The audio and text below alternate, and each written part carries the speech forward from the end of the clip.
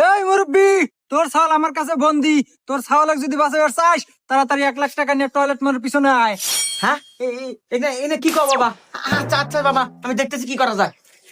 ঠিক আছে সোহেল, ওই যে তোর ছোট ভাই সোহাগ ও কিডন্যাপ করছে, 1 লাখ টাকা চাইতেছে, তালিকা ছেড়ে দিব। আমরা থানায় যাই। আব্বা তুই এটা কি করলু?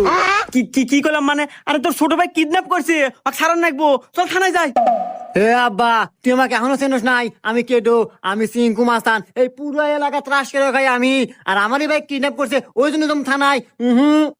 ওই সময় আমার নাই, আমার বাইক বাঁচানোর জন্য আমি একাই যথেষ্ট। তুমি 2 মিনিট দাঁড়াও, আমি 1 মিনিটে নিয়ে এসতেছি। এই মুরব্বি, তোর 2 ছাওয়াল এখন আমার কাছে বন্দি।